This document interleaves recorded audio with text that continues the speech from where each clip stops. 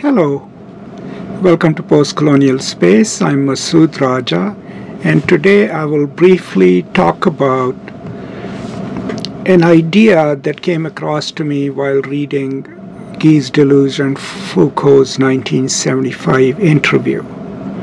And there is a moment in that interview that Deleuze says something while talking about the class interest. And the statement, and I'm paraphrasing here, is that class interest finds itself where desire has placed it. And I thought about that one thing for the longest time, and finally a few years ago is when I figured out the significance of that statement. Now, I will post the link to this talk, which was published as Intellectuals and Power, in the description, but also do keep in mind that Gayatri Spivak's famous essay, Can the Subaltern Speak?, upon which I also have lectures available, was published as a response to this particular interview. And while she focuses primarily on other aspects of the interview, she somehow didn't feel like talking about this particular assertion by Deleuze. And I thought I should unpack it.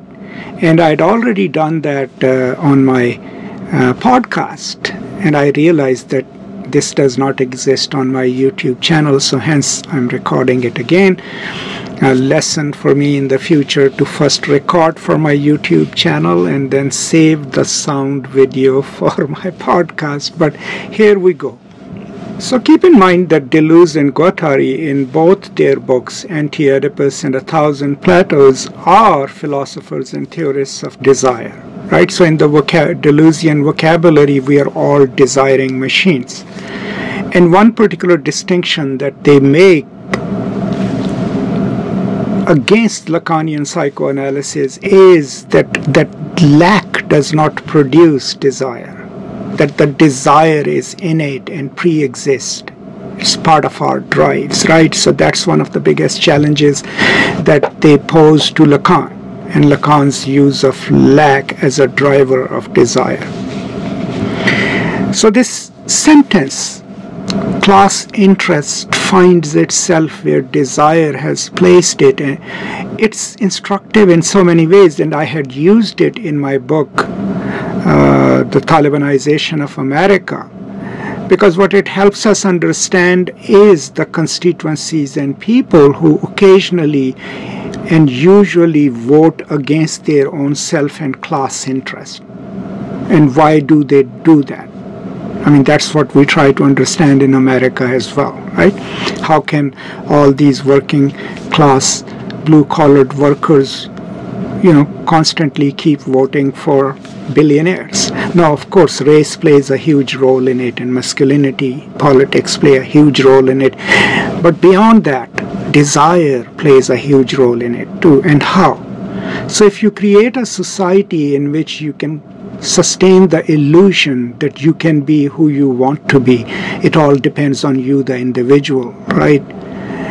And if you try hard enough, you can be a millionaire too. You can be part of the billionaire club too. So that means that if you and I internalize that, then our class interest is not alongside people that we work and struggle with.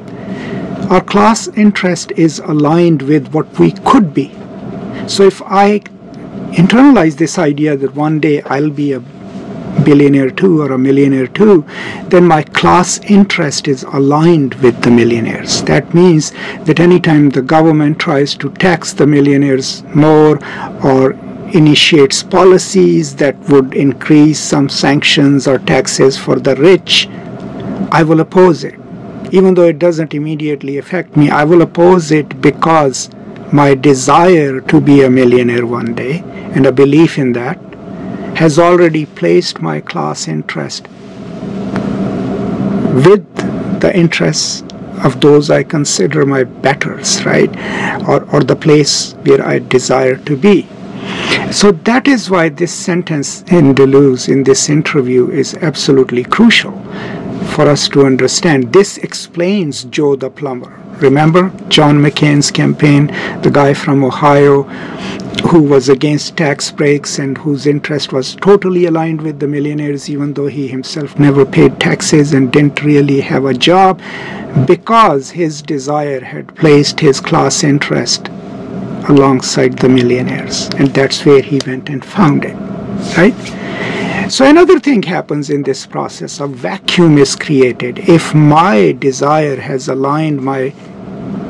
sent my class interest to the rank of the millionaires, and if the millionaires and billionaires are also safeguarding their class interest, and I'm also safeguarding their class interest because I could be one of them, then no one is safeguarding my class interest. And that's ideal for a capitalistic society, because then I will not work towards solidarities. I will fall for other shibboleths, right, and other siren songs of racism and sexism, because I don't find interest solidarity with a class with whom I work, right? So that I find to be a really crucial insight coming from Deleuze.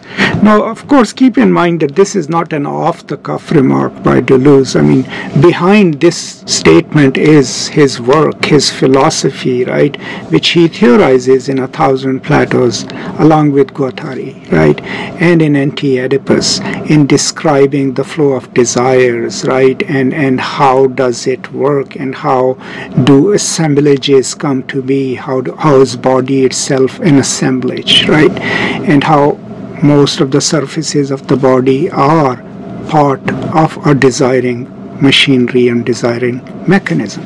So my purpose here is not really to delve into Deleuze and Guattari, and I don't even think I'm qualified enough to do that, but this particular insight I've always realized could be really important in understanding how class interests work in neoliberal economics, and how a consumerist society in which the illusion of freedom is pretty strongly sent to us, sold to us, how we can no longer even think of our class interest from an existential point of view, but from a point of view of projection, of future, of where we can be and ought to be.